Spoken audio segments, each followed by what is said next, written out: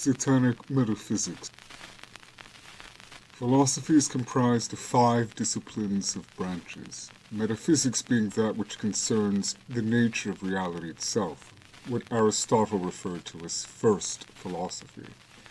It posits the question, what is reality exactly? Or, what is? A question of such seeming simplicity a child could have uttered it, and yet what greater conundrum is there when our only means of devising any truth, our minds, are mere byproducts of the complexity it attempts to reverse engineer. Our minds are mere byproducts of the complexity engineer. If philosophy were the arbor of life's meaning, metaphysics would be the trunk from whence all other branches extend.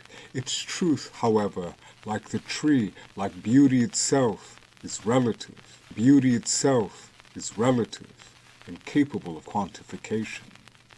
It is a murky world, ill-defined and often relegated to the spiritual abstractions of the mystic.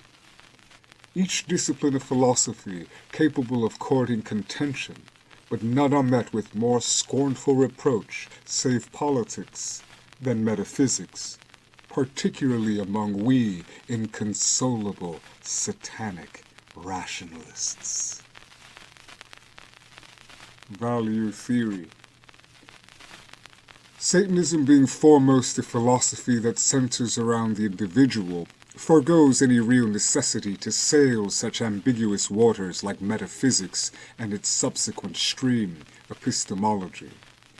Satanism, as with most pragmatic philosophies, commences at the experiential disciplines, or those confined directly to experience.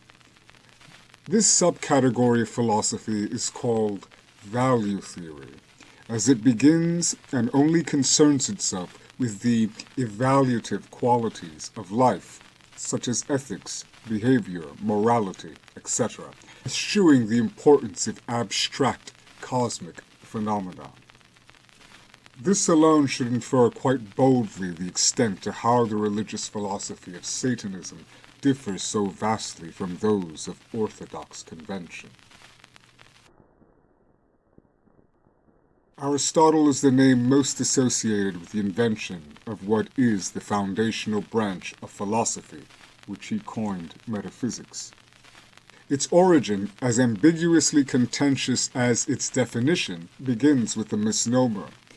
Metaphysics, which literally translates to after physics, is the foundational philosophical discipline which concerns itself with the fundamental nature of reality, which, by all accounts, precedes physics. However, the published treatise delineating this primary discipline, metaphysics, was published after Aristotle's original work, Physics, resulting in its titling and subsequent confusion. The 2 themes of metaphysics.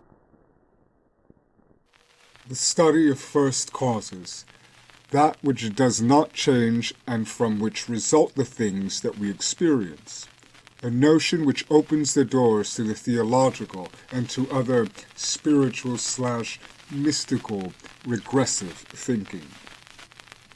The pervasive curiosities in first causes, both initiating change and experience, beckons in the mind of mortal man for God, almost pathologically. Of course, Satanist is the human strain born devoid of such psychological deficiencies. The second theme, the study of being, now, attempting to identify the fundamental qualities, categories, and subcategories of existence. It is the study of that which exists, referred to as the subset discipline, ontology. The alternative to this ontological metaphysics was a newer special metaphysics, born in the 17th century, which sought to specify the broader definition with even more complex concerns involving the will, body, and mind, subjects I will address in later chapters concerning ethics, personal behavior, and comportment. The greatest philosophical queries concerning metaphysics read as follows. What is the world? Why does it exist? What is our place in it? These questions to the sagacious metaphysicians themselves remain unanswerable.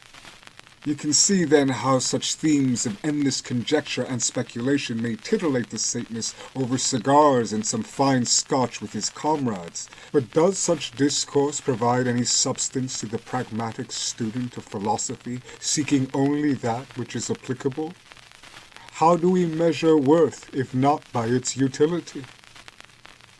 I would, and often do, suggest adjusting the perceptual lenses to accommodate a more subjective criteria.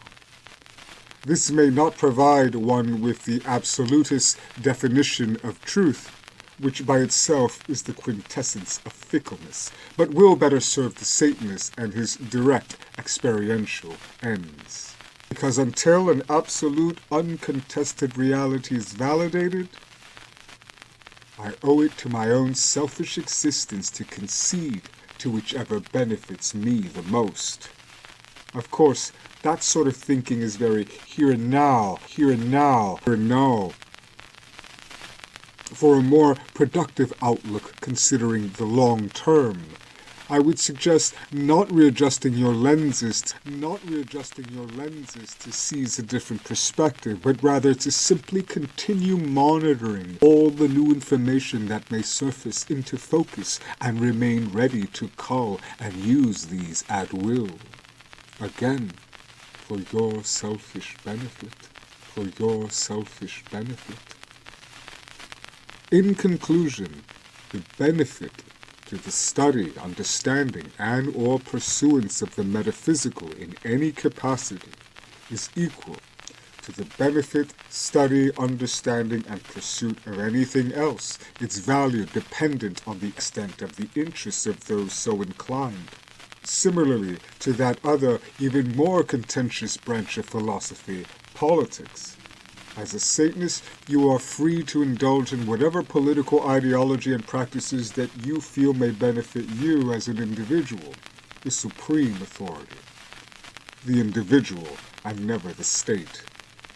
In order to allow this freedom to its membership, you can see how Satanism must remain apolitical. It behooves our membership, and consequently ourselves, to be and remain so. In similar manner, you may deduce why we have eschewed both metaphysics and epistemology from our canon.